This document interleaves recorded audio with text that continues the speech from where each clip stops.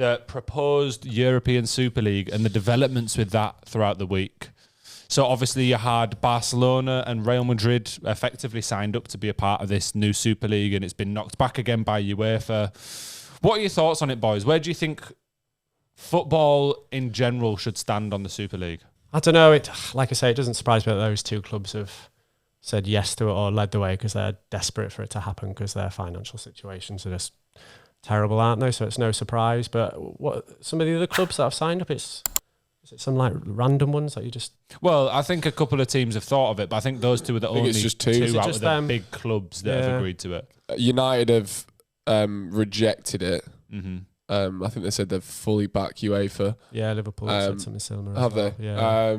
And then Chelsea did as well, I think. Yeah, so I think the Prem clubs, by the sound of it, are against it because obviously you've got a situation now where the independent regulators are going to be in next year, aren't they, in the UK, and they have the authority to actually take an English team out of the Prem if they were to join the Super League or whatever they are going to rebrand it as. Which is good. That obviously puts other teams in the Prem and the entire football pyramid in a good position. Mm-hmm.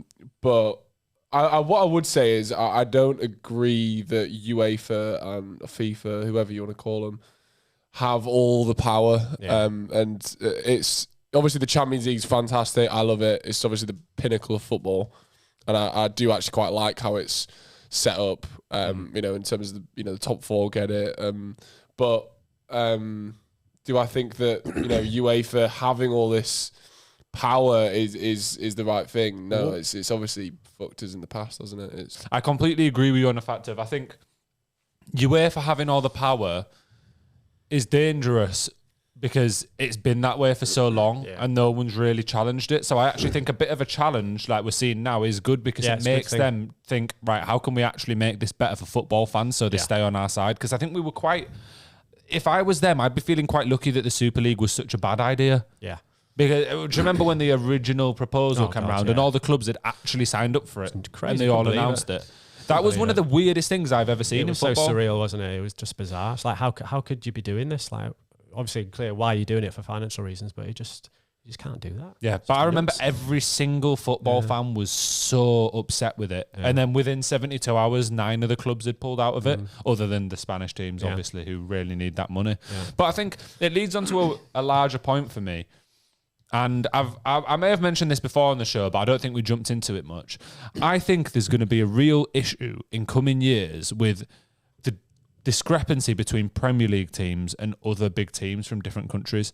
Because I think the amount of money that English teams get from, for example, Sky, etc., and how well the football pyramid's set up for our scouting purposes, etc., in comparison to Spain and Italy, I think Germany's a little bit better, but in comparison to Spain and Italy, I do think we're going to start to see some of those teams drop off. Obviously, I was mentioning Real Madrid have a fantastic squad at the moment. You've seen Barcelona teeter, and then they're doing a bit better again now, but they're not doing unbelievable this season. Last season, they did really well. But I just think the level of players that they're going to be able to sign in another 5 years might really start to pale in comparison. Yeah. No, I agree. It's weird though. You still see him smash it in the Champions League. I mean, you look at La Liga. Was it all 4 teams get through to the next round? Maybe not Atletico. I'm not sure. I think Atletico. Yeah, I think all of them did. Yeah. Sociedad did as well, didn't they? They topped their group. Mate. Yeah. So they've performed better than we have this year in the Champions League. I mean, we only got 2 through out of 4. And United and Newcastle, we know how they did. Bottom of the groups each. True. Yeah. So it's like, obviously, you fancy Arsenal and City to go, very far in the competition. But what I'm saying is, obviously, we are looking at, down the line, 5-10 years, a massive financial discrepancy. And then, maybe we do have a conversation of the Champions League. It's, not what it used to be because you don't have... I mean, you look at the last 16 now, and I'm not gassed about many of the matchups. There's no... big ones, is there? It's you look at the quality of teams. Obviously, Liverpool aren't in there. You look at the quality of teams. There's probably about 5 that are like, right, these are the big dogs, and there's a big drop off after that, and that's probably a big factor. You've got Bayern, you've got City, you've got Arsenal, you've got Madrid, you've got Barca, and then you go, What's not next? much else there, is there? Yeah, I quite like having some of these other teams in it, though, personally. I think But yeah, that it underdog mixes story... it up a bit, doesn't it? Yeah, I genuinely... Because when we get to the later rounds, some of those will probably get through. And when you see, hopefully, like a Sociedad playing one of Previously, the big though, dogs, you'd go like Inter Milan, AC Milan, you'd be like, wow. There'd be some like big names in there. And obviously, they're still in there. There's in like Inter, are still qualified. But you don't look at Inter and go, that's the Inter of old. They've obviously dropped off. Well, I don't know. They did get to the semi-final last year. Final. What's the final? Oh, was it Final. Inter in the final? Yeah. So But- why do you not think that? Well, just the They were draw. effectively the second best team in the year last year. Yeah, World but, last I year. mean, City and Madrid weren't they? City, because of the draw, AC played Inter in the semi-finals. Well, I know, but that's not exactly... It's still...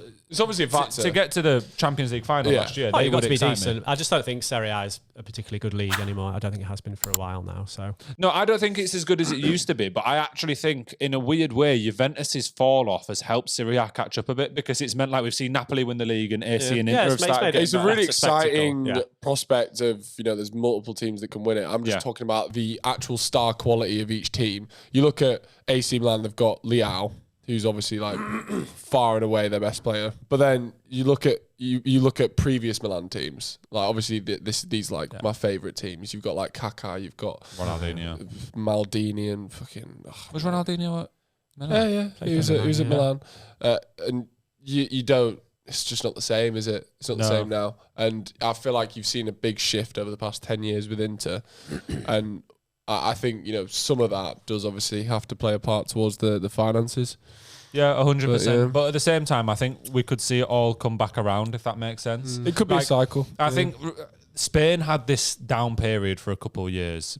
In the last few years, when Messi left Barca and Ronaldo had left Madrid, who was really there that anyone cared about? Like, I know Benzema was still smashing it, but It was not quite the same level. literally for 2 years, though. And No, I know, it's but like now it's Bellingham, isn't it? Bellingham, Vinny. Oh. Yeah, but even then- a few years ago, but Juventus had Ronaldo for a couple of seasons, or was it 1 or 2 seasons? It was about 3, I think. Was it 3? Yeah, so that 3. was the star there. But what do you think UEFA can do to keep on top of the ball? Would you make any changes to the current Champions League setup to improve it? I think I would. I mean, I've always been in the opinion like if you're if you're in league and you win the league, you are the best. I'm saying most teams or any team can win a cup competition. Champions League is a cup competition, even though you have to be amazing to be in it. I do quite like the idea of a league format in the Champions League because it's like you say, it's more. You can really, really see who's the best. Knockout rounds, anything can happen. Dodgy refereeing decision, own goal, things like that can send you through. But I think, a league format always tells you who is the best. So I don't know, it'd be maybe good for a change. I don't know.